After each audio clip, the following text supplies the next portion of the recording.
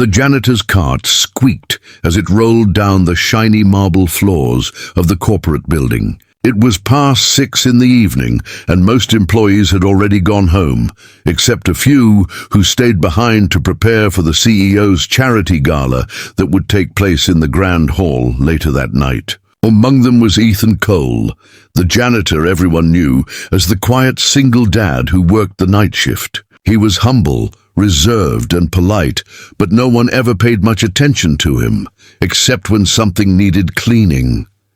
Ethan had been working at the company for nearly 5 years. Life hadn't been kind to him. His wife had passed away suddenly when their son Lucas was only 3 years old.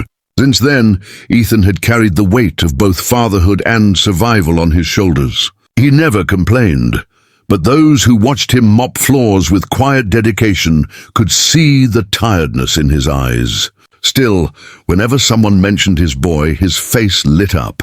That evening, while the staff decorated the hall, the employees buzzed with laughter and chatter. The centerpiece of the gala would be a grand piano, polished and gleaming under the crystal chandeliers. The company had hired a professional pianist, but he hadn't arrived yet. Some of the junior executives were standing around the instrument, joking and sipping wine as they tested the microphone system. "Hachi," one of them said with a smirk, noticing Ethan pushing his cart into the room. "Why don't we get the janitor to play something? Bet he only knows chopsticks." The others laughed. They had seen Ethan move silently through the halls for years, always unnoticed, always ordinary. What could a janitor possibly know about a piano? Ethan froze, startled by the attention. He rarely spoke in front of groups and preferred to fade into the background. I don't play," he said softly, shaking his head. But the executives weren't ready to let him go. "Come on, man," one of them urged with mock cheer. "Just sit and touch the keys. We need some entertainment before the real talent shows up." "What's the harm?" The group snickered, treating it as a joke.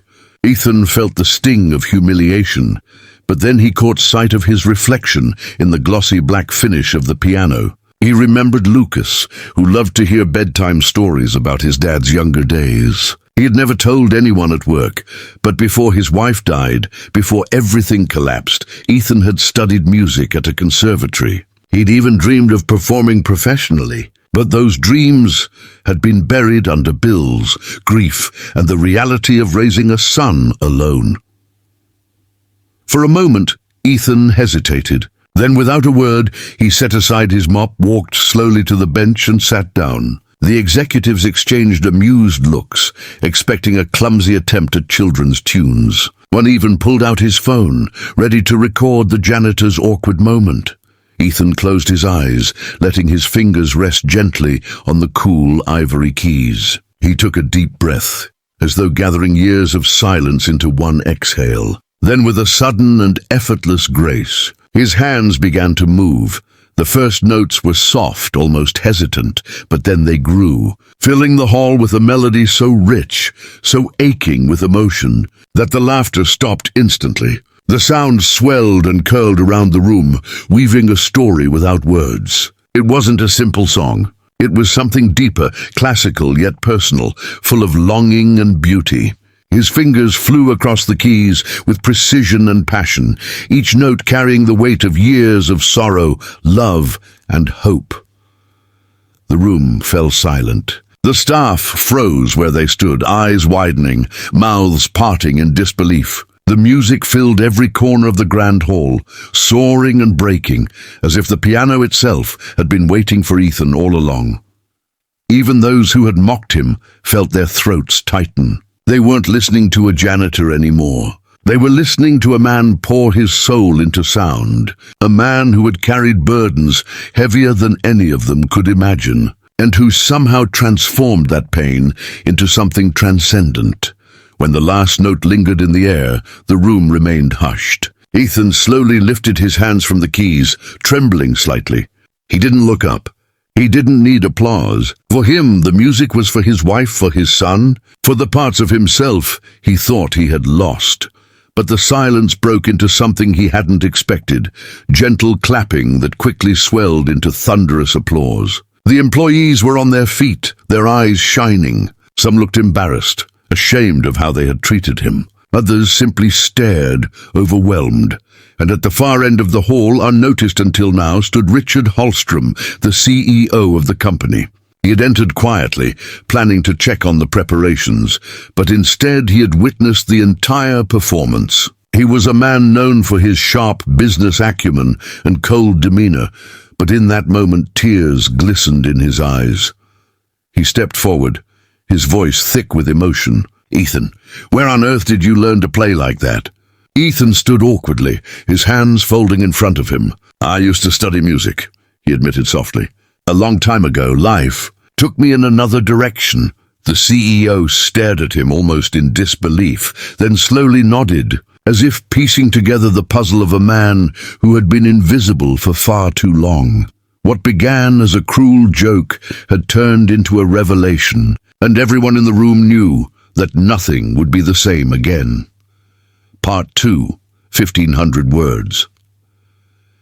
The night of the gala arrived, and the grand hall sparkled with luxury. Guests in suits and gowns poured in, mingling under the glittering chandeliers. The company's annual charity event was known for its glamour, and this year was no exception. Yet behind the polished appearances, a quiet anticipation lingered. Word had spread quickly about the janitor, who had stunned the staff with a performance days earlier. Ethan had not expected to be invited, but that morning he received a letter with the company's seal, personally signed by CEO Richard Hallström. It wasn't a cleaning schedule. It was an invitation. His first instinct was to decline. He had no suit, no place in such a world. But Richard had included a note: "Bring your gift. The world needs to hear it." That evening, Ethan borrowed a modest jacket from a neighbor and brought Lucas along, dressed in his best shirt and tie. The boy's eyes sparkled with excitement. "Are you really going to play for everyone, Dad?" he asked, nearly bouncing on his toes. Ethan smiled faintly. "I guess I am." When they entered the hall, heads turned. Some of the employees who had laughed at him days earlier now looked at him with respect and a touch of guilt. Lucas squeezed his father's hand proudly, whispering, "They're all looking at you like you're a superstar." The event unfolded with speeches, auctions, and laughter, but eventually the lights dimmed and the spotlight shone on the piano. Richard Hallström himself took the stage. His deep voice carried through the hall. "Tonight, we gather not only to give, but to remember the power of the human spirit. We often overlook the people among us, failing to see their hidden gifts. A few nights ago, I had the privilege of witnessing something extraordinary, something that reminded me why we do what we do. Tonight, I want to share that with you." He gestured toward Ethan. For a moment, Ethan felt frozen, as though his feet were anchored to the floor. But then he looked down at Lucas, whose wide eyes brimmed with pride. Go on, Dad," the boy whispered. With a deep breath, Ethan walked slowly toward the stage, each step heavier than the last. The crowd waited in curious silence as the janitor sat at the gleaming piano. Ethan placed his hands on the keys and once again closed his eyes. Then, like a tide rising, the music began. This time, he played not just for himself, but for everyone in the room. The melody was gentle yet powerful, a journey through sorrow, struggle, and triumph. The notes told of sleepless nights, of loneliness, of a boy's laughter breaking through grief, of a man holding on to hope when everything seemed lost. It was not just music, it was a story. The audience was spellbound. Some leaned forward, eyes glistening. Others simply let the music wash over them, stirring emotions they couldn't explain. And there, in the front row, Richard Hallström pressed a hand to his eyes, a tear slipping down his usually stern face. When the final chord resonated and faded into silence, the hall erupted. People leapt to their feet, applauding with thunderous intensity. Some shouted, "Bravo!" while others wiped their cheeks. Ethan stood slowly, bowing his head in humble acknowledgement, overwhelmed by the response. Lucas rushed to the stage, wrapping his small arms around his father's waist. "You were amazing!" he exclaimed, his voice carrying through the microphone. The crowd chuckled warmly, hearts melting at the sight. Richard Hallström returned to the stage, placing a hand on Ethan's shoulder. "Ladies and gentlemen," he announced, "tonight our janitor became our maestro. Let us never forget that greatness can be hidden in the most unexpected places." The rest of the night was transformed. People approached Ethan with admiration, some asking about his training, others simply thanking him for the gift he had shared. For the first time in years, Ethan felt truly seen, not as a janitor, but as a man with a voice, a talent, and a story worth hearing. The following week, Richard called Ethan into his office. It was a spacious, intimidating room with tall windows overlooking the city. Ethan stood nervously, unsure why he had been summoned.